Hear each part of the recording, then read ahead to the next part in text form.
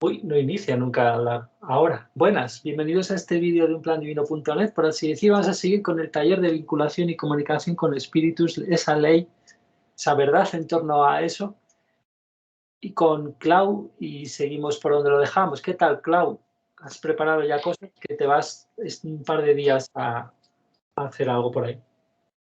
Sí, gracias, Iván. Sí, Gracias. preparé cosas como para disfrutar y no tener esa ventanita abierta de que tenía que salir, entonces las anticipé y ahora estoy aquí abierta y dispuesta. Gracias. Vale, pues vamos a verlo. Quizá no voy parando tanto a lo mejor en las frases, porque lo del final es muy interesante. Ya sabéis, pues, si lo ve alguien en el vídeo, pues que puede ir parándolo cuando las frases vayan muy rápido, pero el español va muchas palabras en comparación con el inglés y nos da menos tiempo a veces. Entonces, tú párame también si tienes problemas. Pero bueno, vamos a seguir viendo. Porque también tienes problemas de conexión a veces, y ya hemos visto antes que no te puedo silenciar. Bueno, yo ya intento oír si pasa algo. Y bueno, vamos para allá, no me enrollo. Dale. So everyone with me so far about that, what's going on with the mediumship issue. So can you see how important it is to actually know the soul condition of the spirits you're communicating to? Very, very important. If their soul condition is one of deceit, in other words, they're totally interested in continuing to deceive you for malevolent reasons, then obviously they must be in the hells of the third sphere. If their soul condition is one of deceit, that they're willing to deceive you in order to teach truth onto the earth, then their soul condition will be anywhere between the first and the sixth spheres. But if they're on the divine love path, they will never ever choose to deceive you. The reason why is that on the natural love path, many people do feel that what's best for you, whether you know it or not, is what's best for you. In other words, it's a bit like a mum or a dad saying to you, I know what's best for you, and maybe they do, and you wanting to do something different. And they influence you through their influence because they're telling you, I know what's best for you. Now, that is not in harmony with the law of free will. The law of free will would enable you to do your own and make your own choices, even if your choices were going to be negative for you. That's the way God operates with you. And that's the way the Spirit, who's at one with God, will operate with you. So that a spirit at one with God will actually allow you to go off on a path that's quite damaging to you. And they'll wait until you've exhausted yourself on that path and you plead with them to have some information again to get you back on the right path. Whereas a spirit on the natural love path will often not do that. They will heavily influence you if they feel that you are off the path that they feel is best for you. And for that reason, there is a lot of people that we speak to about the divine love path who don't want to follow the divine love path, only because the spirits with them are telling them not to do it.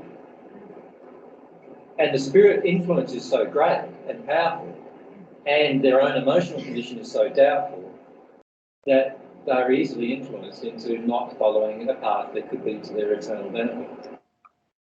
And you will see this happen all the time in your own discussions with people around you as well. You will feel, particularly if you're a medium, you will feel the influence of the spirit who is with the person. Right, so can you see the importance of what I'm saying here about feeling the emotional condition or feeling the soul condition of the spirit? This applies also to the spirits who are healers. Many spirits in the first sphere are masquerading as healers. And you know what they actually do? They actually suck the emotional energy from the person that you're healing, so called. And the person actually walks out in more pain.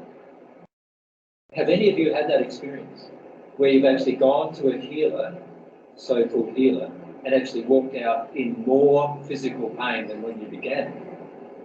Well, what was actually happening was the spirit was actually taking emotion and physical energy from you, not giving it to you. And that meant that the person who was doing the mediumship, or the healing in this case, is actually in the same condition as that spirit, wanting to take energy from you. So you see how even a healer, if I go to a healer who has that desire, I can actually walk out in a worse condition than what I walked in. Ya que nos ha preguntado, yo aquí tengo que decir que también rápidamente, en un contexto hay muchos tipos de personas y tal, pero de salir peor y notar la influencia en de espíritus en gente que está haciendo Reiki, determinadas personas, es muy claro. Y los manejos de absorber energía yo lo noté directamente. Entonces, bueno, ya que nos ha preguntado, ¿tú quieres levantar la mano también?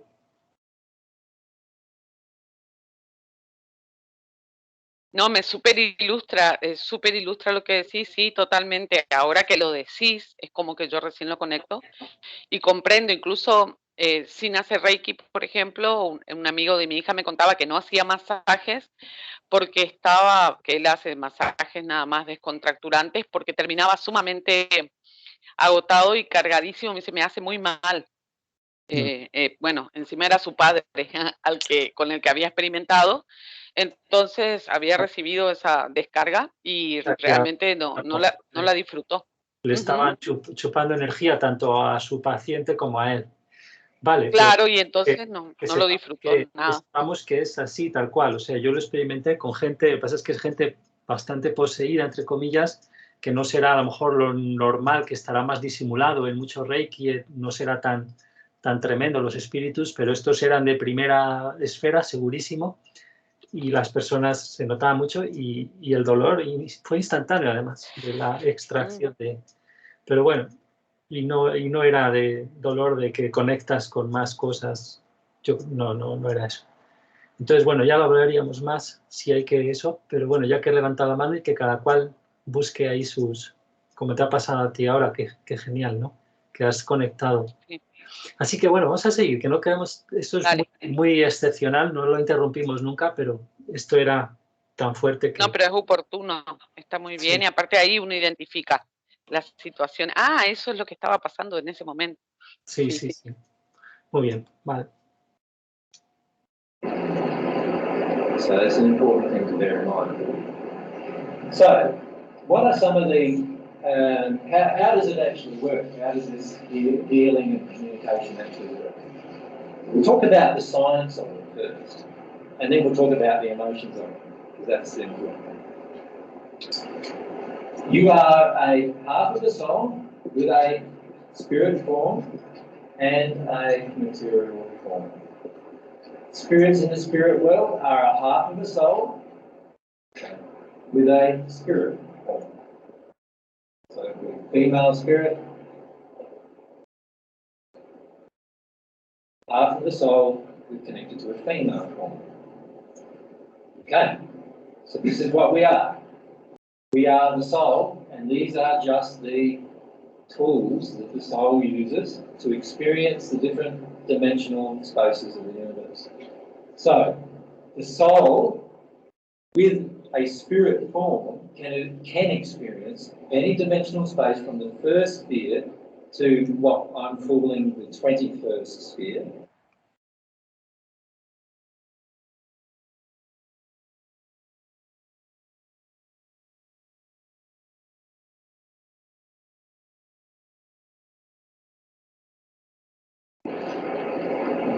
Depending upon their soul condition.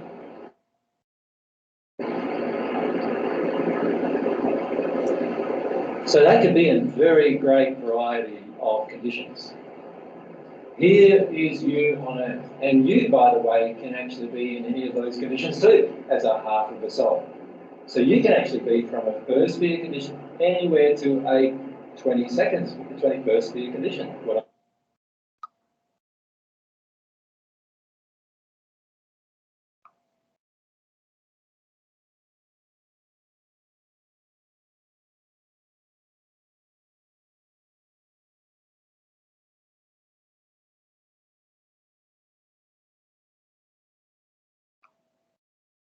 I'm calling that 21st sphere condition on the Earth. Now, if you think about that for a moment, imagine here's the spirit world. So let's say we've got the first 1, 2, and 3, 4 spheres, if you like.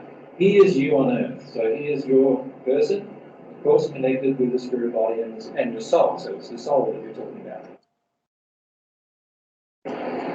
Now, your soul condition could be anywhere from the first sphere to the 21st sphere in that condition of the heart or soul. But let's say for the moment that your soul condition is just at the top of the first sphere. So in other words, you're like in a summerland type condition, where if you passed, you'd pass into a very similar environment to the earth, a little bit prettier, and you'd have quite pleasant experiences, not much darkness. You know, you have some stuff to work through, emotions to work through, but not too much darkness. Let's say that's your condition. So you're at this point here, just before the transition into the second sphere.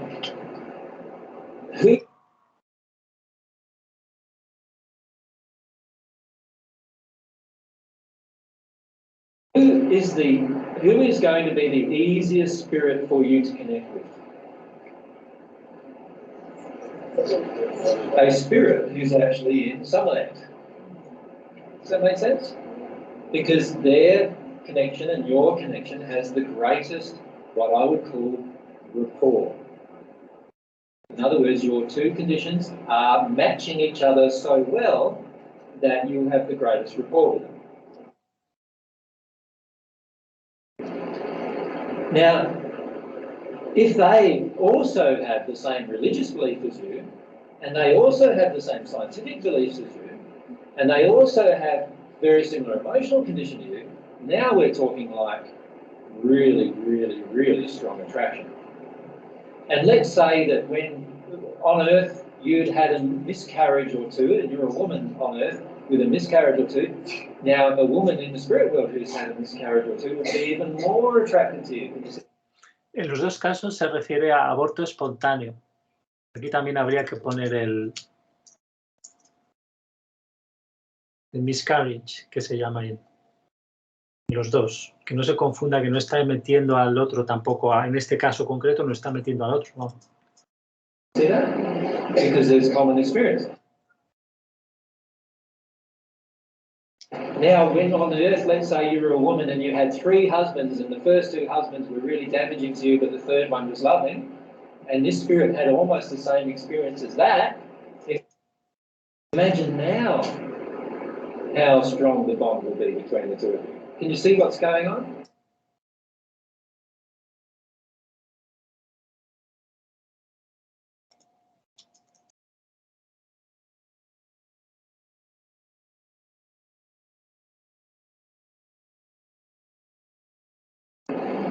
The more commonalities there are in your soul condition will create the greater rapport. Right? Now, that also means that if you release those emotions, where those emotional baggages are not in you, so your grief about your miscarriages is gone, your grief about your first 2 husbands is gone, and you're connected with your father issues, and you released all of that emotions and they are gone, and now your condition would be much higher than that. And what kind of spirit would you? Let's say your condition would now be in the 4th sphere. Which one is going to have the greatest rapport now? It's the spirit on the 4th sphere. But let's say that you have heavy New Age beliefs. You are not interested in the divine path because you feel you already know the divine path. You think the divine path is the natural love path, and you feel that you are going to become a god. Very similar to sort of conversation with God style, you know, belief.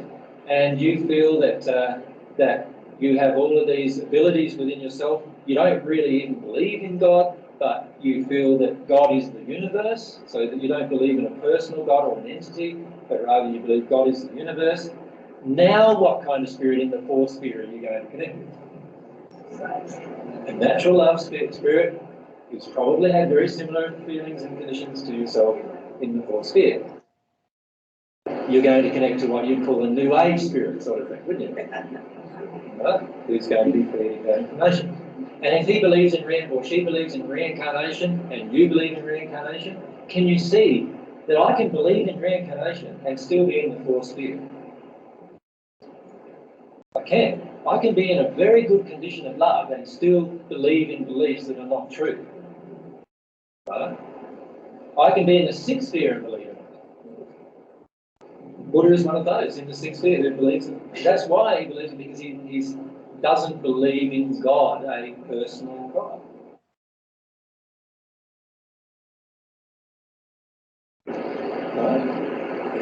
Right? Question? Yes. In your own evolution, when... No, if we can do it on the mic, then might record a bit better. Thanks. In your own evolution. It's on. In your own evolution, when did you realise that reincarnation was not your experience? And I realised on Earth that reincarnation was not a truth. I had many discussions through John the Baptist. John the Baptist was my friend. He was my cousin, obviously, and he was very mediumistic. He was a very powerful medium and still is a very powerful medium. And so we had the opportunity to talk to many spirits. And I could see that as John and myself changed our spiritual condition, as we raised our spiritual condition, we were talking to different spirits in different conditions. And so I started to realise that these spirits had progressed without coming back to Earth. So it was very easy to see that reincarnation was not something that was necessary for the progression of the soul.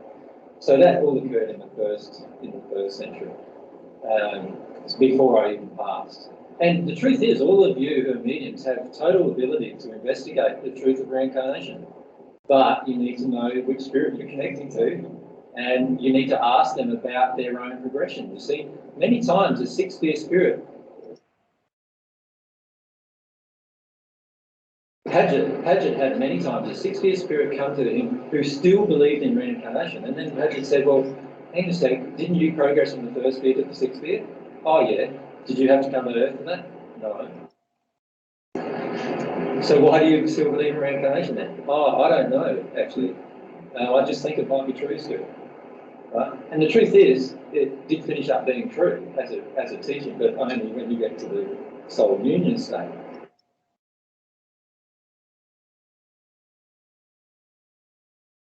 So many of them still had a feeling that it might be a true teaching, but they didn't know that the way they were teaching it was false. If that makes sense.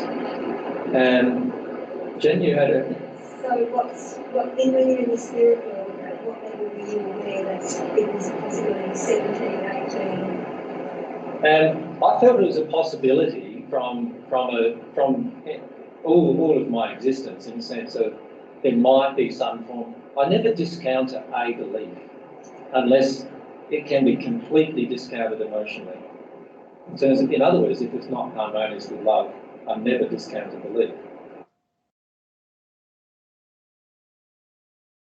So the way I saw it was that there are certain types of beliefs of reincarnation that would certainly be harmonious with love.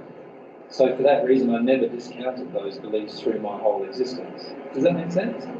But I never believed they were possible because I hadn't personally experienced them yet. And I couldn't see how that would come about. And I didn't see how that would come about until I experienced the soul union state with my soulmate. And that occurred around in the 1940s of last century.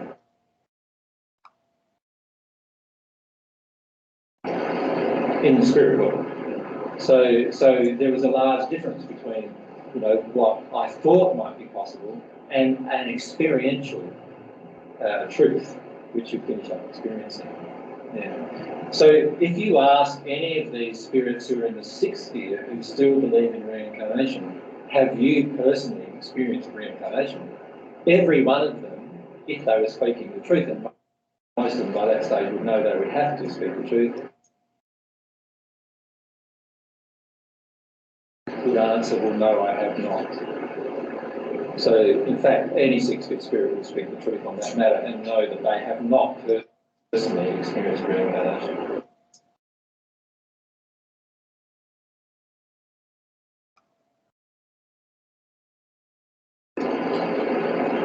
And Jen was there. So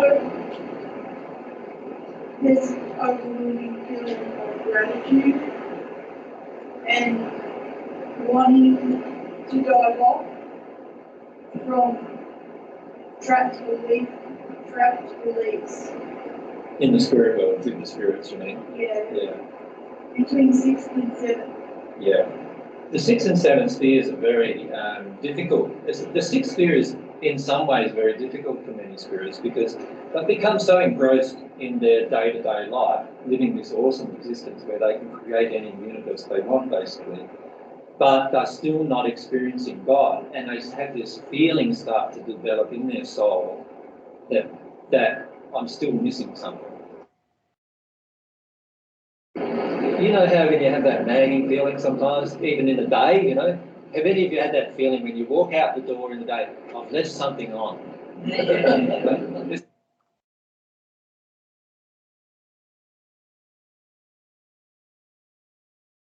It's that kind of a feeling, if you can imagine that. But it's that kind of a feeling. They don't know what it is, right? And so they don't know what they left on or what was off. But they feel like they need to investigate. Just like sometimes you go back in the house, go through the whole place and realise you didn't leave anything on, it was just something you felt, right?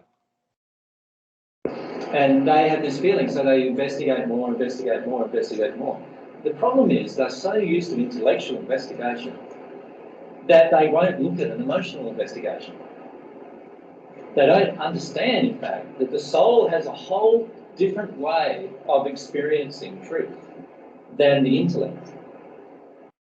The soul is completely different in the way that the truth is experienced and felt, and also the truth enters the soul than the intellect does. So many of us are so used to using the intellect to determine truth. And what you need to do is get out of that and start using your feelings, emotions, passions, desires to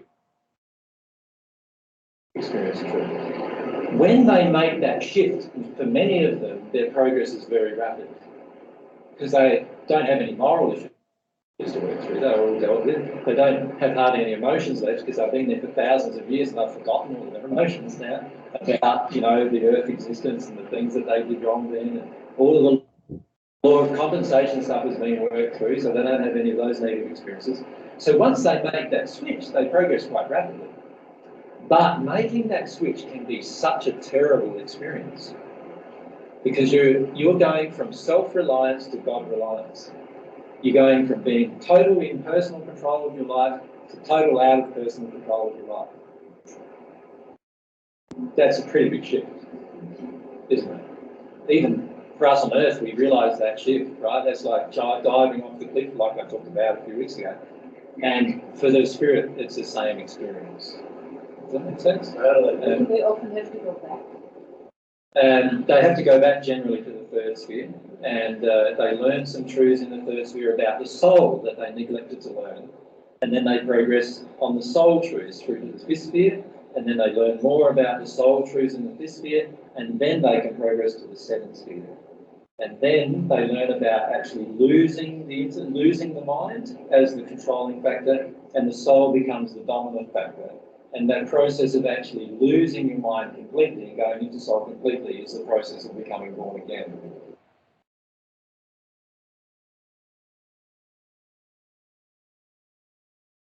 So they have to go through this process of unlearning the intellect and learning the soul. James, you had a... Yeah.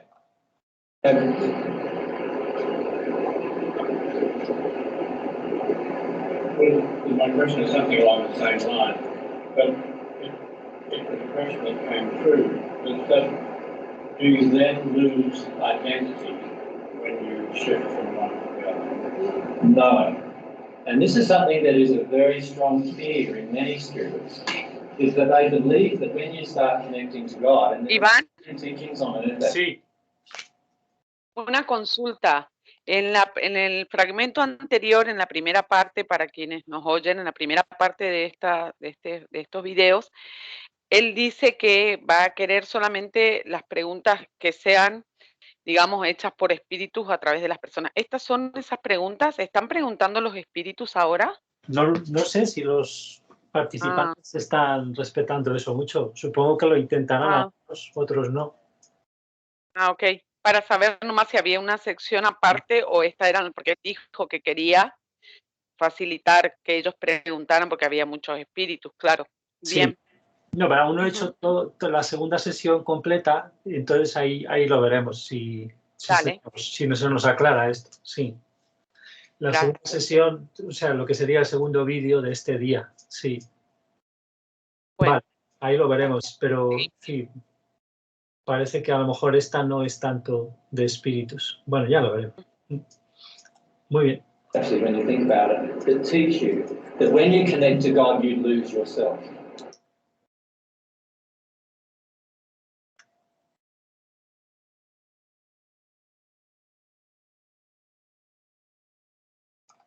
And in fact, many of the New Age teachings actually say that in a way, don't they? They say that we are all fragments of God in an entity point of view. In other words, there's one entity, the universe, which we'll call God, and then we are all just fragments of the universe. In other words, we don't really have a personal entity.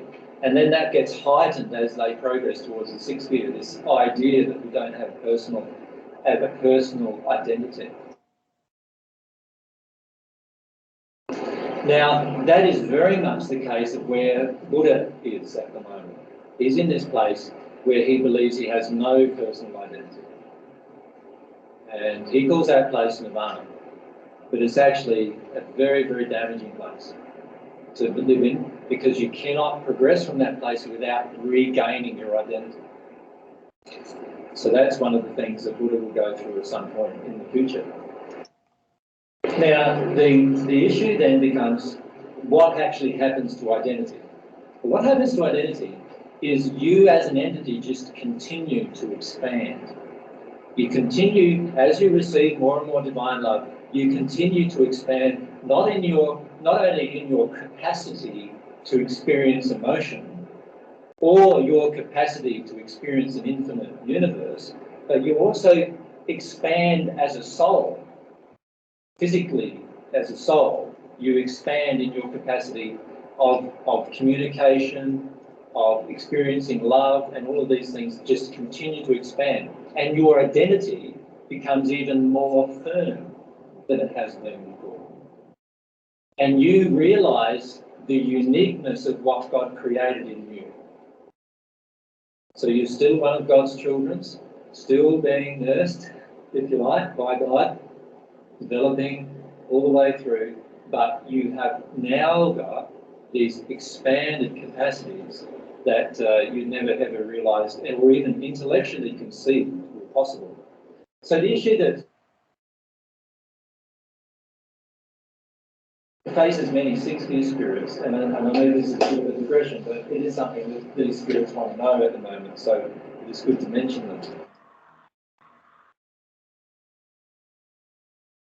The issue facing a sixth-sphere spirit, so now we've got the spheres, right? 1, 2, 3, 4, 5, 6. And the sixth sphere is the pinnacle of natural love. So it's the highest you can ever develop in natural love. So this is the pinnacle of natural love. You have many, many spheres above this, many dimensions above this, many dimensional existences, even as a half of a soul above that location. So you have the 7th, the 8th, and so forth above that location. But to get to this location, you've had to develop primarily your intellect and your morals. You've had to work through moral issues and develop your intellect. You've also had to clear away emotions, but the way you've probably done that is not by utilising an emotional process, but rather using your intellect to work your way through emotional issues. So what happens is you can progress in that way, and it's quite a slow progression. Some have done it in 50 to 100 years, and the spirit will progress from the first sphere to the sixth sphere in natural love. But historically, there are many that have taken many thousands or even tens of thousands of years to transverse those spheres or those dimensions. Now, when the spirit gets to that location, so he's up here, he's obviously got a very, very highly developed intellect. He knows scientifically the physical and spiritual universe so well. You imagine living for 20,000 years, if you can conceive that, what you can investigate in that time. And as a spirit, you can just flip from here to here to here to here to here. It's not like you're constrained by transportation or cost. So imagine that. There's a huge amount of knowledge you have, right? So they have this huge amount of knowledge, but the problem is the knowledge is in their spirit body's mind, and it has influenced the soul, but the soul has a part of it that has yet to even begun to be developed in many cases. And that is the soul. When the divine love enters the soul begins a transformation process. So you can think of this, down here we are the grub, if you like. Up there, where the best a grub could be.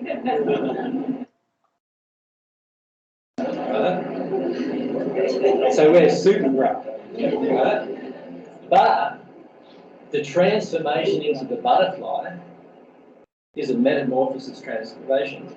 And it goes through this process where the soul begins receiving divine love and it starts changing.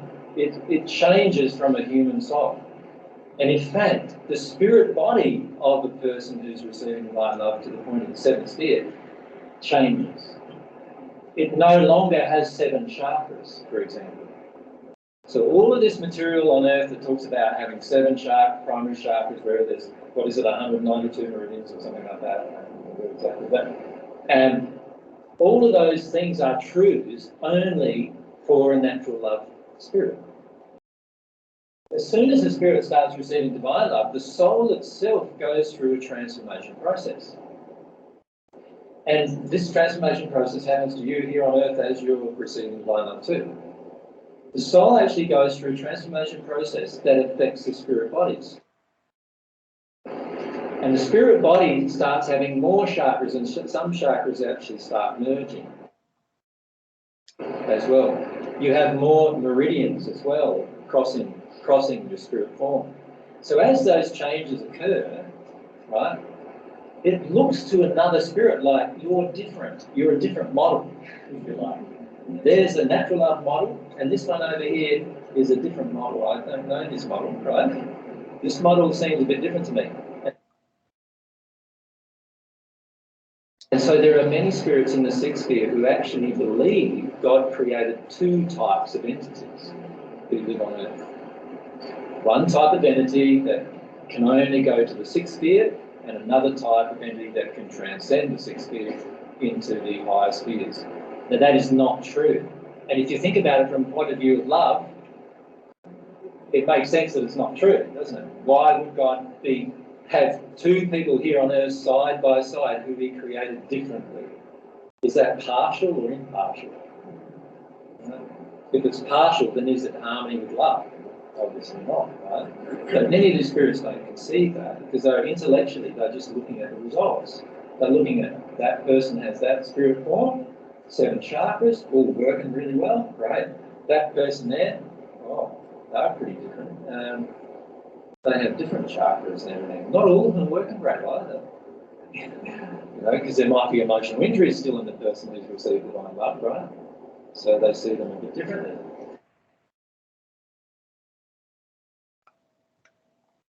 And so that spirit often then has only its intellect to work its way through these issues. Now, can you see that if you just use your intellect, you're going to be bound by quite a few constraints? You're not going to be able to, you're going to come up with explanations for yourself that explain to yourself why there's these different forms, aren't you? And some of those explanations might sound totally logical, and you experiment them using your scientific methods, which are all to do with your mind, and they'll sound totally logical to you. And this is the reason why much of the information coming to Earth, coming from the sixth sphere, is still out of harmony with divine truth, because it's still not true. It's still just experimental. So this sixth sphere spirit's in this experimental phase still. He's searching for this feeling. He can feel this feeling inside of him. I've left something on inside the house. Right? Something's going Something's going on, I don't know what it is. That's the feeling he's got right inside of him. But he doesn't know how to investigate it in many cases. And the only way to investigate it is for this soul part of him to switch in, the emotional part of him to switch in and become dominant. That's the only way to investigate it. But he doesn't know that. He only thinks it's the intellectual way. And so can you see him? He may stay in that state for many years, maybe even hundreds of years, before he eventually gets to the point where he just he's going to experiment with this emotional thing and experiment with this soul thing. And when he does that, the first thing he's told generally is to go back to the third sphere. Now, can you imagine that for a moment? You're in a dimensional space that has, you feel like you've got unlimited control of your external universe. And you're now being told to go to a space 1, 2, 3 levels lower than you, because you missed out on some truth that you didn't receive at that point. Now, what quality are you going to need? You're going to need to feel one emotion that perhaps you didn't know everything. Because there are many spirits in this state who feel they know so much more than what you know here on earth. They feel they know everything compared to what you know. And yet, they don't know about this soul thing, this soul transformation. And so many of them refuse to even make the investigation. And they'll search for another few hundred years about some alternatives to what it might be. And many of these spirits have been responsible for channeling of material, like the Urantia book, for example. You've heard of that? The Urantia book has been channeled from that location. Because it's a six-sphere spirit trying to understand the complexities of the universe that they can't understand until they receive divine love and understand that it's all very, very simple. Right? And they're trying to understand it with their intellect. So that is a major transition that many of the six-sphere spirits who are listening to this discussion even now have not yet made. And once they make that transition from there to there, they then will progress, developing themselves emotionally at the soul level rather than spiritually at the metaphysical level. And then they will progress. And as they progress, their identity will become even more solid than it ever was before. They will understand themselves even better. And they will also start to understand conceptions of things from an experiential perspective. So it's a hot difference, isn't it, talking about walking through that wall and actually walking through the wall, isn't it? Can you see that?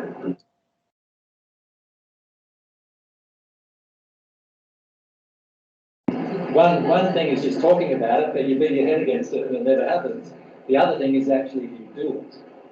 And that's the difference between them here and them here. Here, they're talking about what they think they know, but they haven't yet experienced it. It's only when they connect to the soul level connection that starts growing here, and they start experiencing things they've never experienced before. And one of those things, the primary one of those things, of course, is divine love entering the soul.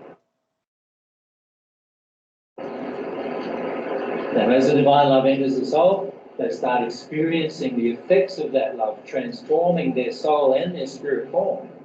And they start observing that it's real.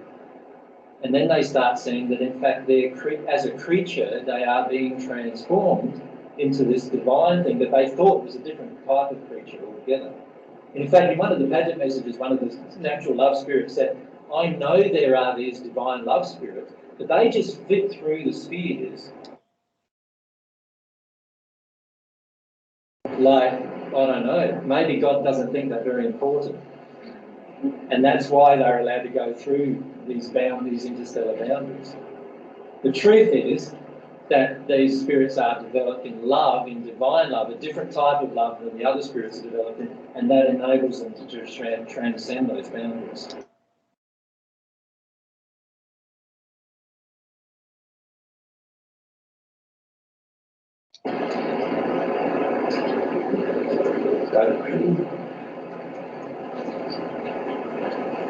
So, is there somewhere that natural love spirits can spirits, obviously the same spheres, they're seeing different. Natural love spirits can talk to divine love spirits in any sphere. Right from the first sphere onwards.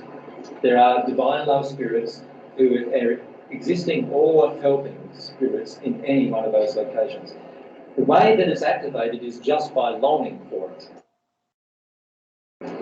So as soon as a spirit in the spirit world on the natural love path has a longing to understand the divine path, there are literally, like often there are hundreds of spirits surrounding them on the divine love path wanting to assist them. So all they have to do is have a longing for it. That's all. And that's the thing that's difficult for them, because up till then, what they had to do is manufacture everything intellectually. Now all they have to do is have a desire, and they'll manifest the people who will teach them. But often what happens is they have that desire, and somebody pops into their life, right? Imagine, and he's all bright and he's all like, you know, happy, and he's not very serious at all, and he's quite joyful, and he's enjoying himself. And what do they think? Oh, this guy's this guy's a Jesus nutcase or something, right? Because he's talking about Jesus and God and all those things as well, right? And he's talking about the divine truths. And so, can you see how your emotional conditions go to affect you listening to that? So, quite often what happens, many of these spirits all the way through their progression have these longings occur, and many times straight away a spirit appears that can assist them, but what happens inside of them is emotionally they can't accept that assistance. So humility and a willingness to empty a cup, so to speak, is one of the most important things. And an ability to be able to accept anything coming to you as a method of you progressing, yeah.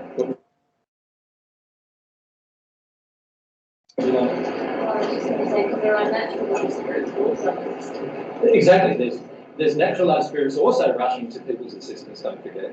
So you see this Jesus happy guy pop along, right? And you see this natural love, really stoic sort of natural love spirit pop along. And you're a naturally stoic person, you know, who's very intellectual. Who are you going to listen to? And you'll listen to him again and again and again until he can't help you anymore.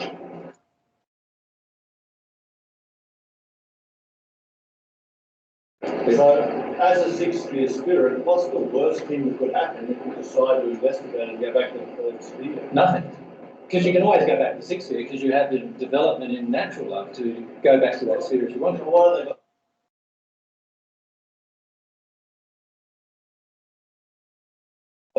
Nothing.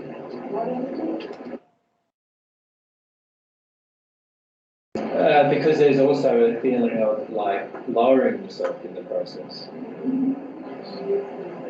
So you become so self-reliant that you believe you're God now. In many cases, you believe you're a fragment of God, so you call yourself God, right?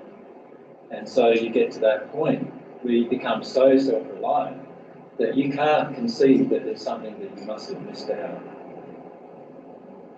So it's very important that the spirits understand that process. Once they start understanding that process, they can actually begin progressing on the divine path. And when they progress on the divine path, the progress is very rapid generally. So I've actually talked to spirits who have done this process, and within a few seconds of our time, they've gone from there to there to there to the celestial spheres.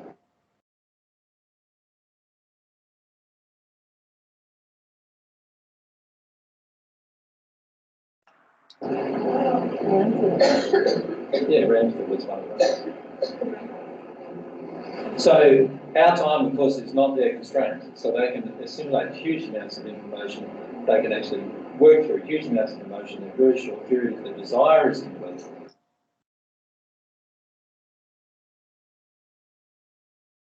So they can progress very, very rapidly.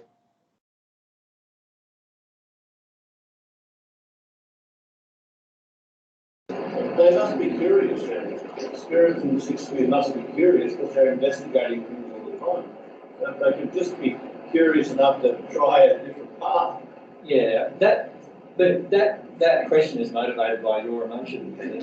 Because the reality is that many of them are not curious about the emotional side of things. They're very curious about the physical, the metaphysical, the spirit body, the spirit laws, and all those things. Very curious about all the things they know historically, but they are not curious about the soul stuff, because it all sounds too much like, you know, honky for love Jesus too much, you know, like that kind of thing.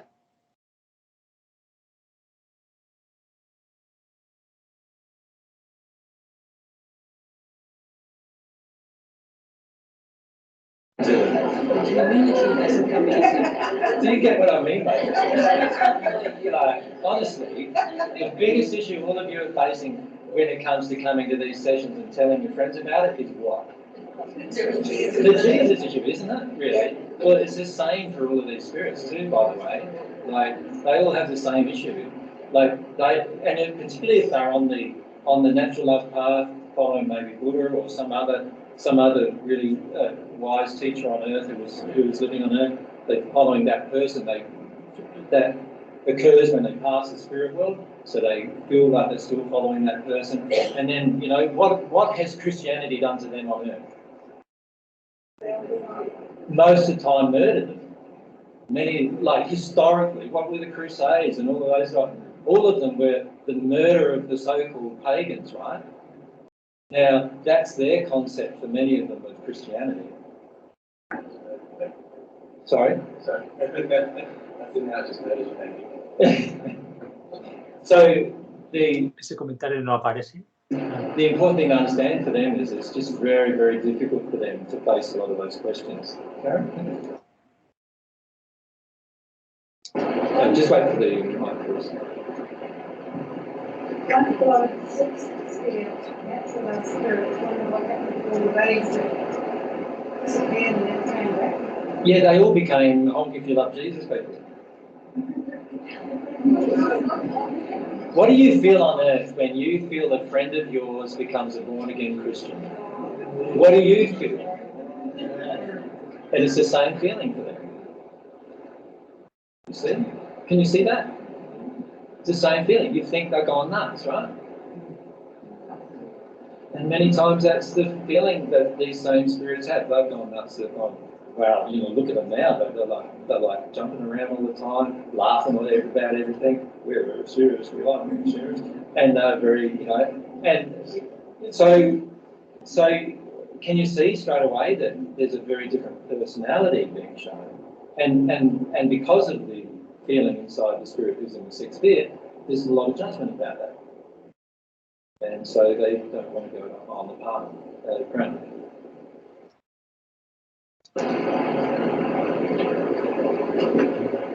The control is like, it's like an addiction, and it's from my perspective, it's like a vicious cycle. It is. And you get so caught up in it. Can't see how to let go. That's it, yeah. And you're experiencing that process now of letting go emotionally. And it's quite traumatic, isn't it? It's like, whoa, it's very hard emotionally to let go. And it's a feeling Graham's been going through. Because when I first met Graham, what was it, 18 months ago now, or 2 years perhaps, you were very intellectual, very, and now you're getting into your soul so much that you're letting go of the intellect. And this is this feeling that a spirit has, exactly the same feeling. And I feel like there's 6 spheres stuff. And they just don't know what to do. They don't.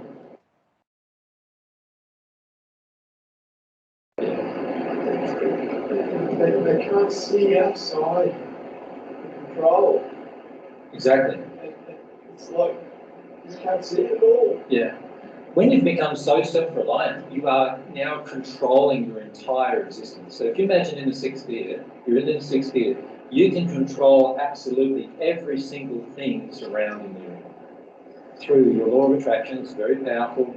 You're very much in the natural love space. You're in this loving space and moral space, and you can control what you create so much. So you can go from, and I think Lucinda described it in one of the channelings that some of you may have heard, as a sideways shift. So you can go from this thing experiment, that thing experiment.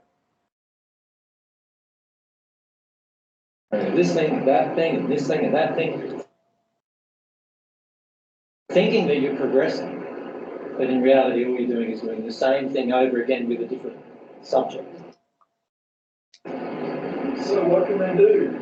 What they can do, what they need to do is start talking to the divine love spirits from a soul connection perspective. So what they need to start doing is allowing themselves to realise that there are things that they've missed about themselves. And what they've missed is this whole area of themselves called the soul.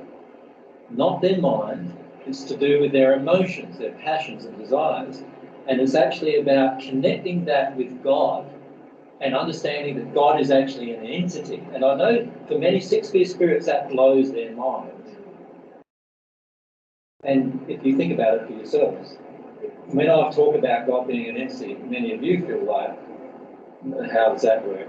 Like how can this huge universe with all these different dimensions be created by one being? How powerful is that being? How immense is that? And you're telling me this being can have a personal relationship with me? How crazy are you? Right?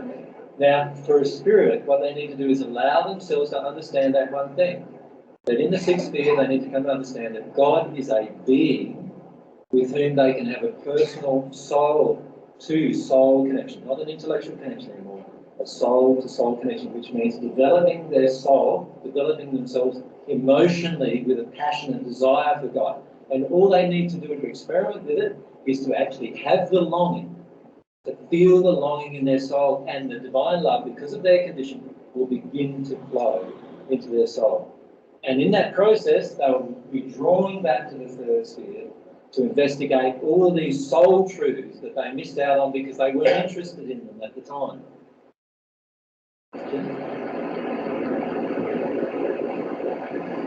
Just in the meaning that you don't know, longing in your heart, that meaning that you're longing in, but that you don't know. Yeah, it's a huge thing. And then there's something here that will open to your forward. Yeah. And as soon as they have that, Iván, their Lord, sí. En beneficio de quienes nos oyen, y no creo que sea el primer video que miren, pero por si acaso, la canalización de Sebastián que hiciste en varias sesiones refleja justamente toda esta secuencia, ¿no? Porque más allá de que la última participante no sé quién es, pero dice, simplemente se trata de ese gesto, pero vemos todo lo que representa, como dice Jesús. Sí, esa es todo muy bonita y que bastantes años después se ve el estado de ánimo de un espíritu de la sexta transformándose y se refleja la transformación en la canalización a través de María Magdalena. Es tremenda, sí. Sí, este giro por eso me inspiró, ya venía inspirada, pero no quería interrumpir, pero cuando dice, es simplemente este gesto que nos pasa a nosotros también, para recibir amor divino, esta cuestión de la humildad y de ser como niños y abandonar la arrogancia, y está claramente como él dice, imagínate que puedes hacer, controlarlo todo, crear, ir de acá para allá, o sea, estás como, entre comillas, pleno, pero claro, desconectaron esta emoción y... Vamos a ver si nos da tiempo a que tenemos este cacho, porque es muy interesante el final y como tú te tienes que ir dale, para 2 días, pero sí, esa está todo el rato que yo también le iba a comentar antes al principio y se me ha olvidado. Muy bien, pues. Attraction will attract a spirit, usually in the divine path, who is in a higher development, who is very similar in their background to them to help them through that progression. Karen, 2 things.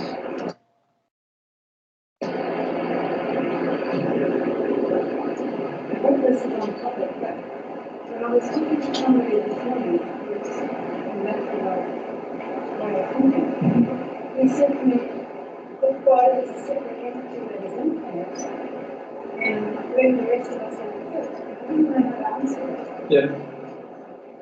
The truth is that there are many questions like that no person who is just developing intellectually will ever be able to have an answer that will satisfy them. All right? So you can give them an answer, but really the answer is, I know at a soul level God is infinite. and yet I know that I can connect to God, and I know I'm a separate entity. Now, how that works, I don't know. And in the end, if you're in experiential mode, do you really need to know? So why does a person need to know that? There's only one emotion driving the need to know, and that is the fear. The need to know here is driven by the fear. And so he's afraid.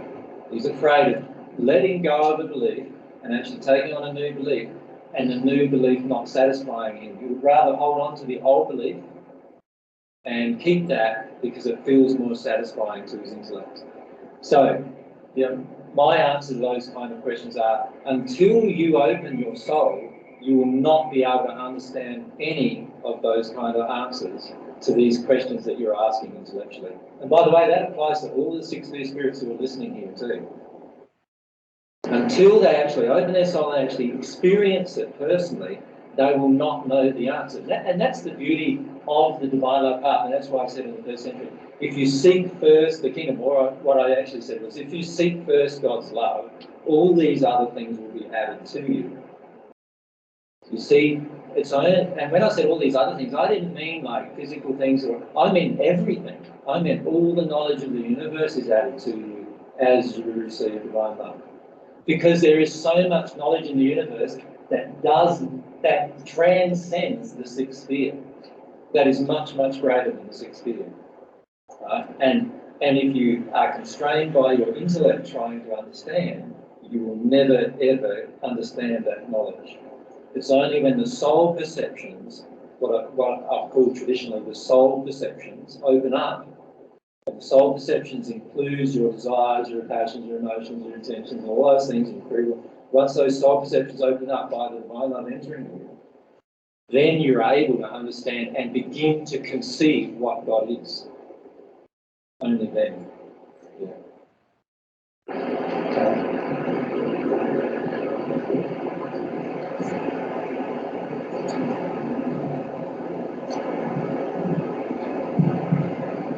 AJ, you mentioned once before in another session about Ramtha. I know some people who are on this journey, and I tried to tell them about this, but they sort of said, no, this guy is no sort about.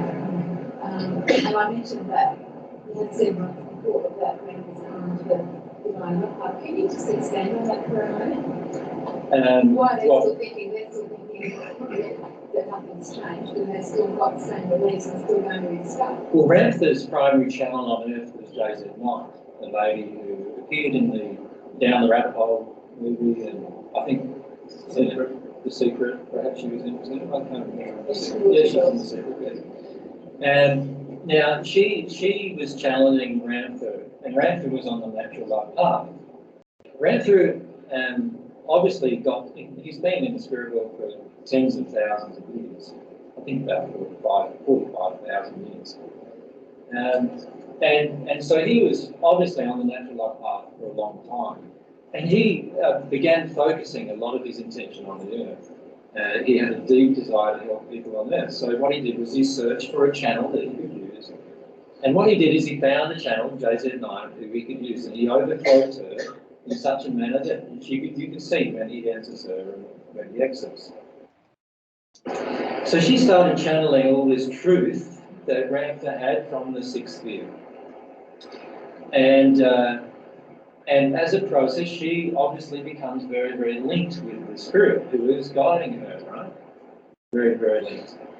So the two of them become very linked. And Ramtha is not like other 6th sphere spirits who have completely overcloaked the person. So there are many Indian gurus, for example, that a 6th sphere spirit has completely overcloaked them. In their day-to-day life, they are the 6th sphere spirit most of the time. Right? But what JZ would do is she would channel Ramtha, and he would overcloak her for periods of time, and then she would channel, and then he would exit. And you would see the differences in her as these transformations occur. But in those channeling phases, she's transmitted lots and lots of information from Ramtha. Lots of what you would classify as high metaphysical, spiritual-based information. Very intellectual. And all of the followers of Ramtha are very, very focused on the development of the metaphysical gifts, and using the intellect rather than the emotion. Now that's been going on for many years, and then when Ramtha actually, when I spoke with Ramtha and he investigated the divine love path, he moved on the divine love path with his soulmate, by the way, very, very rapidly. Now, the problem with that is his channel, JZ9, is still on a natural love path, not receiving divine love. So can she now channel him as he is? Obviously, based on what I've been describing about the laws of rapport already. Aquí emplea leyes de vinculación, del rapport, de comunicación. Esto se me pasó corregirlo. No puede, sí.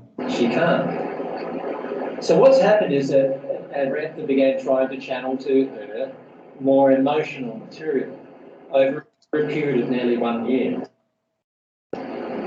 She became very emotional and quite sick during that process, JZ9, because she was very, very resistant to actually dealing with her emotions about it. And Ramtha then felt like he was just damaging her physically by doing that. And so he steps back. Now, in the process of stepping back, we've got a beautifully prepared medium who's used to transmitting lots and lots of metaphysical information. And he's there transmitting this metaphysical information, and she's receiving it really well because she's really well developed in that regard. And so what happens now is another spirit who's in a similar state to what Ramtha was, has the ability to actually just step in. Who has a similar character and nature to him, of course, because otherwise she would feel the difference most probably. And so that's what actually happened. Over a year ago now. Yeah, she went through, she went through a period of transition where she was feeling quite sick and ill and not understanding it. She actually counselled some events during this process and didn't understand why she needed to. She didn't understand for the first time in this whole process she was actually getting sick, and she didn't understand that either. And the reason why was because a celestial spirit will no longer maintain your physical body for you. So a celestial spirit wants to teach you how to maintain your own body rather than use their energy to maintain your body. And so that causes a huge change in the person who's channeling. Now, I'm very certain that JZ9 understands this has happened to her and that something is up. She understands something is different. But she also has some people surrounding her who, obviously there's an enterprise now, very, very much focused on receiving messages from Ramtha. And the problem with an enterprise is that it tends to gain its own momentum. And unless a person, the channeler herself, is in a very, very strong condition and not worried about the money or the ostracism that may result, and actually is willing to continue with the truth, she'll be very, very drawn into continuing it, convincing herself that she doesn't understand what just happened. And that's exactly what's going on at the moment. And just microphones.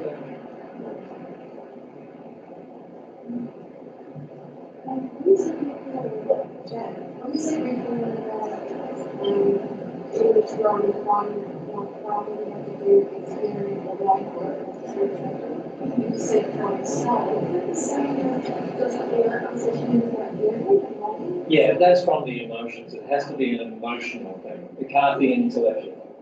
That's it. That's it. Yeah. The problem is dealing with the emotions that block it. See, all of you are having problems emotionally. All the problems and pain you're experiencing on this path are due to your resistance. We have huge resistances. All of my problems have been due to resistance. We have huge resistance on this path. That's why it becomes a difficult thing sometimes. the actual longing for divine love is very, very simple. But as the divine love enters you, you get into a new condition, and then an emotion's triggered, like unworthiness. Now I don't feel like I'm worthy to receive divine love. So is my feelings now going to want divine love? Not anymore. You remember to do it intellectually, but the feeling isn't there anymore because I feel unworthy, and I have to deal with the unworthy feeling first. When I deal with the unworthy feeling, then I'll start receiving more divine love. Right? But to deal with the unworthy feeling, I've got to release it and experience it. That's where we have our resistance. That's where the pain is.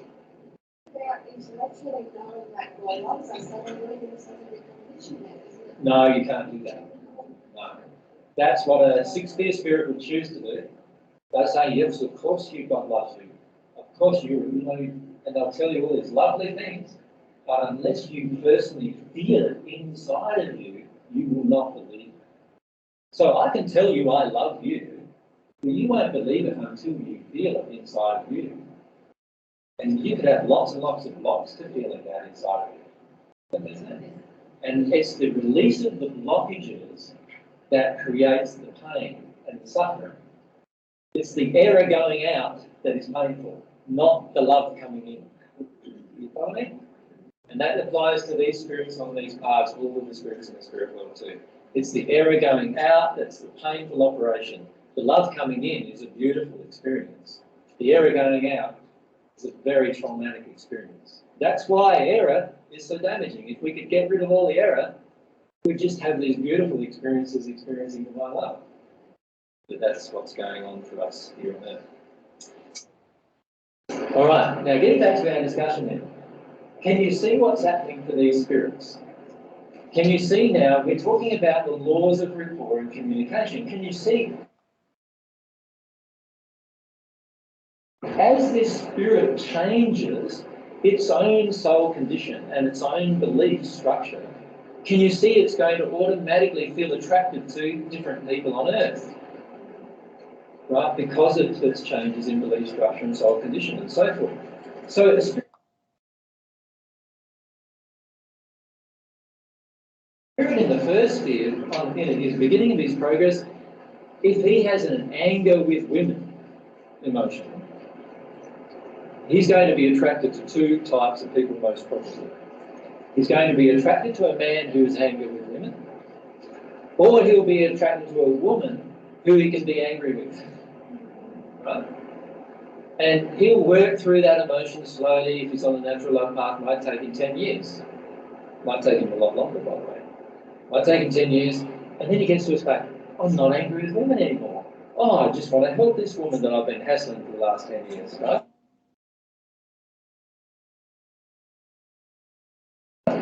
So he will change in his attitude towards her, and then, she's pretty angry with men actually. I don't know if I want to hang around her now. So he'll go off and find another person perhaps, and then work through another emotion.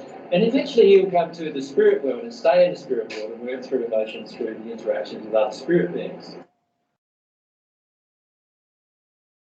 Spirit persons. Now as he's doing that, his soul condition is changing. Now if I'm a medium, I can talk to him this week, and if his soul condition is changing very rapidly on the divine love path, he's going to feel like almost a totally different person next week when I talk to him. And can you see for JZ night how confusing that would be? You've been connecting with the spirit for 30 years, a certain type of person, a certain type of entity, certain type of feeling, certain type of projection. Ran through a very, very powerful spirit, so lots of power being projected through her. And then all of a sudden he backs off with the power. Man, you're going to think, whoa, like, this is a different person. Something's wrong here. I'm not connecting with Ramtha anymore. But it might be Ramtha, but he's just progressed to a new level of divine love, which won't harm a person's free will and is much more gentle. And straight away you feel that the person's got a different personality. So can you see how, if you're here on Earth, speaking with spirits, how you need to be sensitive to the emotional condition and the emotional changes in you. The reason why is because they're so absorbed by their own life, and the Earth's life feels like childhood or even nursery, and the sixth sphere feels like adult, right? So would you go back to your child? No, it's very rare for you to do it. But there is one thing that draws them to you, and that is your desire. So, for instance, you can have a feeling or a longing to speak with a certain spirit. That spirit will feel it. A 6-spear spirit will get a message appear on their inbox, if you like. Does that make sense? And they'll know that you just sent them that message. They'll know where it came from. And whether they respond to you or not will totally depend upon their desire. Now, a divine love spirit will often respond because the divine love spirit is very interested in actually talking to people on Earth and helping people on Earth progress. So, like James has had a longing, for example, for Gandhi to come. Este paréntesis es de la transcripción, no es mío. Yo esto no lo sé. No sabía hacer. And he had a longing for Gandhi to come. Gandhi popped in. And you had a short discussion with Gandhi. Yeah. And then Gandhi left. James has had a long-term guide. You know St. Francis of Assisi? Well, that's James' guide. Now, St. Francis doesn't call himself St. Francis anymore. He just calls himself Francis. And he doesn't even call himself that in the spirit world anymore. But it's just for James's benefit. But Francis actually influenced James before he got onto the divine love path to actually go to Italy and visit the locations. And James had these feelings when he was in Assisi, right, which were confirmational feelings from his guide. And this was before James actually went on the divine love path. So these guides are often constantly influencing you. And it's only when they're a guide, generally, if they're on a natural love or divine love path, that they're surrounding you on Earth. Most of the spirits in the spirit world, in the natural love path and the 6th sphere, never visit the Earth anymore. And in fact, many spirits on the divine love path, in the divine love spheres, never visit the Earth anymore. They visit other spheres where they have different feelings and they have different things that they're helping and different jobs that they do and so forth. So not all of these spirits come to Earth, but your longing draws them. So when you long for if you think about an old relative who's passed, it's highly likely if that relative is in a lower sphere that they'll pop in and say hello. Now, if you're a medium, you can start having a chat with them. How you doing, mate? Oh yeah, I'm going okay, he'll say. And then say, but how are you really doing? Oh, well, to tell you the truth, it's a bit like our conversations here on Earth, isn't it? You say, how are you going, mate? Oh, I'm great, thanks, mate. Yeah, I'm great. And off you go. And then you realise, gee, am I really great? Probably not, actually. I feel a bit, when I think about it, my relationship with my wife isn't doing that good. My son doesn't talk to me anymore. You know what I mean? And you start listing off these things. But to the person who just asked you, you say you're great, right? And this continues often all the way through the spirit world. So you've got these spirits coming to you saying they're great, but in reality they're in quite a lot of emotional pain. But they don't tell you about that pain because they don't want to talk about their emotions because they learned how to not do that on Earth, right? How to not talk about their emotions. And so many times when a spirit comes to you, if the spirit's in a degree of pain, they will not tell you the truth about their own emotional condition. So that's pretty interesting to bear in mind, isn't it? So they come to you and say, oh, you're great. Yeah, no, oh, by the way, 2 days' time, you're going to lose your keys and you're going to find them at such and such place. Oh, no worries. And in 2 days' time. Ahora el vídeo se interrumpe rápido y seguimos 10 minutillos más en este. Remember the conversation and you go and find them exactly where he said. Oh. Sigue con las llaves. El vídeo comienza así, de golpe, otra vez, el segundo. Wow, that was great. Thanks, mate. And in the end, he's still in pain. And in the end, probably you are still in pain too. And nothing has really changed from that particular interaction with the spirit. And what we want to do is change that. We want to change it so that all these interactions with the spirit cause changes. I was just going to ask about Anastasia. Yeah. Anastasia is another spirit. Who of you have heard of Anastasia? Quite a few, okay. Anastasia is another spirit who, when I spoke with her first, she was in the fifth sphere of the spirit world, on the natural love path. She actually materialized, she decided the best way to teach people on Earth, and particularly in Russia, was to materialize a human form and interact with them. And then to present herself as sort of like an ideal human. She didn't present herself necessarily as a spirit, but rather like an ideal human. And then she thought if she had interactions with another person who had the ability and funds and power to get this message out, that there'd be huge changes on her. And to be honest with you, she's dead right. There's been huge changes, particularly in Russia, from the material that she was channeling. And so, when I say channel, she was the medium of herself by just creating a material form, which a spirit can do. And so, but it takes a spirit usually in a higher power, like it has to be a fourth or fifth or sixth sphere spirit or greater to do this on a consistent basis. And she also has a number of friends who are assisting her in this process. So in their books, her uncle, I think it is, or great uncle and grandfather, and they are actually spirits too. And even her child is a spirit who has materialised a child form, just for the interaction and teaching. Now what happened about a year and a bit ago is we had a conversation with Anastasia about it, because she really interested me in terms of what was going on. The first part of the conversation involved her own emotional condition, what was driving her to do these things. Because I've been the first person to realise that, for her, that she knew of, that realised that she wasn't a person on Earth, that she was actually a spirit materialising. So that was unique, and because I was speaking about her with some other friends, that drew her to us. And so one of the mediums there said, "Oh, she's here now. Do you want to talk to her?" And I said, "Yeah." So we chatted about her feelings, and we chatted about quite a number of things. One of the things was a soulmate issue, because she actually believed that the man on Earth she was interacting with was her soulmate, even though they were separated by over 120 years or so, or 170 years or so of space in terms of living on Earth. And one of the things we talked about was that he wasn't her soulmate, and in fact her soulmate was standing directly behind her while we were having the discussion. And she did not want to acknowledge her soulmate who was standing behind her. She could feel who it was, and she had a very damaging interaction with him while they were on Earth, and so she didn't want to acknowledge him. And he was on the divine love path.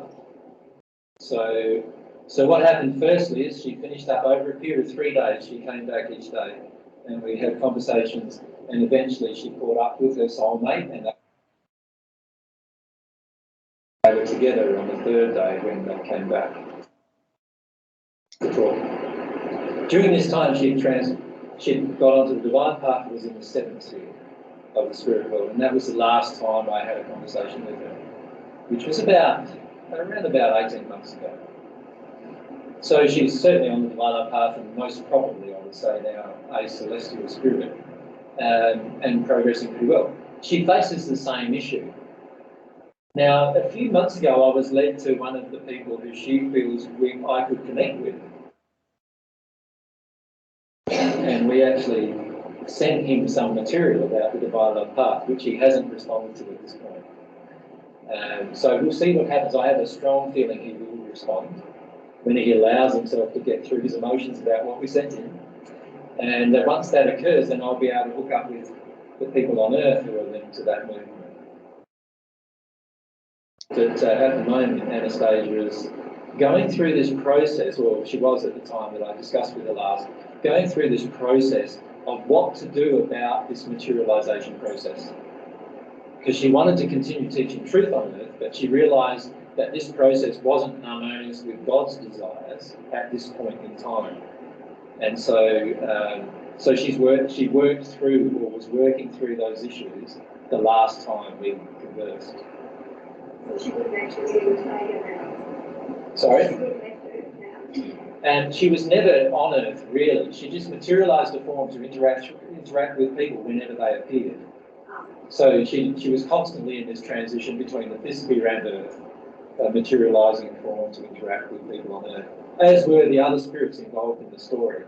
And this is why you haven't seen a book for some time from Latvia, because there's no more information to give, and the problem that he's facing at the moment is whether to construct some of his own information or not in order to continue the series. El problema del autor, de Vladimir, sería eso. Si se inventa cosas nuevas o... He's having deep arguments with the other man that we've met about that issue.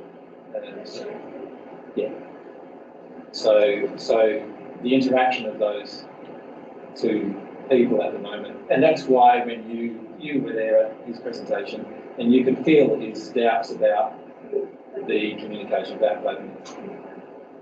So all that's happening there again is that people on Earth get hold of something, run with it, and then if the source, the medium, if the spirit themselves changes their condition, what does the person on Earth do? Well, a lot of times they're very drawn into continuing constructing their own information in order to perpetuate the income stream and so forth. She's turned his life upside down though. She has, and that was a lot of her emotions she needed to work through. She spent the 3 days I was talking about crying most of it. She spent a lot of time in grief about the effect she's had on his life, and also a lot of time in grief about how he's still got a lot of anger within him, and she felt that now she's in this new condition, she didn't know how to assist him, so she is very, very concerned about how to assist Vladimir. And this is a problem that all of these spirits on the natural love path who interact with humans on Earth eventually experience. Because they've been teaching untruths on Earth, or let's call it a subset of the truth on Earth. When they realise the real truth, they then go through these emotions of realising they need to undo some of the teachings that they've taught. And it becomes very difficult because the people on Earth have become so engrossed by them and so engrossed in actually perpetuating them that it's very, very difficult for them to convince them to actually change. And so there's a lot of grief that those spirits experience, and she's on Earth, in Earth time, which is a long time by the way, in the spirit world, she was crying for 3 days about that one issue.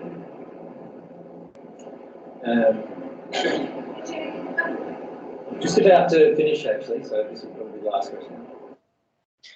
Bueno, esto ya sale del tema de Anastasia, así que podemos cortar porque te tienes que ir ya para comentar 1 minuto o 2, nada más. No sé si es muy ajustado, ya es la hora de 1:30 que dijiste, pero bueno, este tema de Anastasia quería que llegáramos a completarlo por lo menos casi toda la última. ¿Quieres seguir con la última pregunta o...? No, preferiría comentar porque realmente me interesa mucho.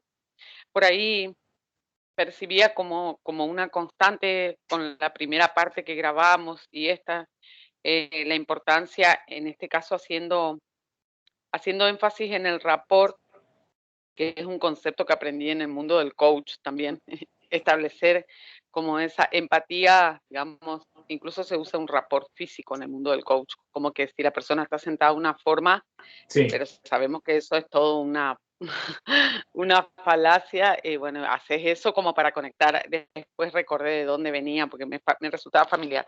No, pero sí funciona. Pero bueno. Sí funciona. Sí, Sí, funciona. Imitar, me acuerdo que había esto de imitar los gestos, te la vas camelando, como decimos aquí en Caló, te la vas conquistando, seduciendo, sí, para venderle cosas. Claro, y por eso establecer el rapport era una de las condiciones para iniciar el proceso. Bueno, y la importancia en este sentido y cómo se ve como una constante a lo largo de todo, porque después se vio también en el caso de Ramtha con respecto a los cambios. Voy de nuevo a lo básico, que la condición del alma, esta cuestión importante, la ley de la atracción, o sea, como contextualizar toda la experiencia, digo, en esas cuestiones que es como redundante, pero está muy bueno tenerlo presente todo el tiempo, porque creo que es clave, digamos, tanto para empezar a involucrarnos, porque a veces siento esa sensación de que es un tema interesante respecto a la curiosidad, como también habla Jesús claramente de qué es lo que impulsa el deseo como un juego. Nos pasa mucho, ¿no? En la fachada jugar con esto, o como que probar, ensayar, experimentar con distintas intenciones, pero uno al no tener en cuenta cuáles son tanto beneficios como riesgos de involucrarnos en este tipo de transacciones, de comunicaciones, y que lo vimos también en Sí. la primera parte, el poder que tienen las influencias. Pero fíjate qué divertido que la única persona, cómo controlan estos espíritus, como Anastasia, aunque también habría mucho que hablar en el caso de Ramtha, pero en este caso de Anastasia tenemos quizá más ingredientes, que es toda una novela, todo un culebrón, como decíamos aquí, porque es ¿Anastasia existió, Iván? el mero hecho de que esté Jesús aquí en la tierra, ¿cómo que existió? No, perdón. ¿Cómo? Anastasia como nombre, si bien es un espíritu, pero ¿fue Anastasia cuando vivió? No lo sé, es que no conozco nada. Y no sé si lo habrá No, yo contado, no debe haber dado su identidad, no lo sé. Si ella se ha hecho pasar, no, debe haber engañado todo, no habrá. Ella se es habrá un llamado personaje, Anastasia, digamos. pero Sí. aquí Jesús nos ha dicho que vivió hace bastantes años, casi 2 siglos, ha hecho una diferencia de edades entre lo que ella piensa que es su alma gemela y ella, que entonces parece que era rusa de hace 200 años, viviendo muy en la naturaleza quizás. Entonces, que ha ascendido al plano quinto por el camino del amor natural, pero fíjate qué interesante cómo se cambia la historia del planeta sutilmente solo por la presencia de Jesús, por ejemplo, que es una persona que sabe que ese espíritu no es o sea, que es un espíritu que sabe la verdad completa, que no es el humano ideal, porque aquí lo que se vende, el culto que hay a Anastasia, que casi es una especie de, no religión, pero un grupo, agrupaciones de gente muy sensibilizada con la naturaleza y cosas así muy variadas, parece que hay, por lo poco que he visto. Imagínate lo que ha pasado, que es decir, yo o sea, esta persona se vende como que está ahí, como que era un humano vivo y ves vídeos en internet donde, ¿dónde está Anastasia? ¿Dónde no sé cuántos? Pero no. Pero imagínate cómo cambia la historia que Jesús esté presente, sea un terrestre y sepa las cosas estas tan simples. El espíritu de repente dice, anda, un humano que sabe que yo no soy quien digo ser todo. Voy a visitarlo y le cambia la vida. Y cambia la vida del canal y potencialmente si esos canales como la Night, esta de Ramtha o Vladimir aceptan a Jesús, imagínate el poder que hay de repente, que se puede dar un dominó. Claro, sí, se ve cómo impacta así la onda expansiva, alcanza a todos los involucrados. Qué maravilla. Sí, por eso quería que llegáramos a que lo tengamos ya ahí, No sé nada, pero así como con Sócrates, me gustaría, es como que te despierta la inquietud de conocer, como para justamente ver, como por analogía, uno cómo funciona y que nos sigue pasando, porque la nueva era está plagada de estos semidioses que... Pero y fíjate que ha apuntado Jesús que sí que ha habido un efecto positivo a la vez. O sea, y ese es Claro, sí. el tema Al de principio, el fin justifica los medios, que ese es nuestro problema aquí, y también para los espíritus súper en amor. Dime. no, que al principio del primer tramo que hicimos, ya él dice que también cuando hace la apertura y la introducción y pone el marco, que también la nueva era ha favorecido un poco este despertar, entre comillas, al mundo espiritual y a esa conexión desde otro lugar.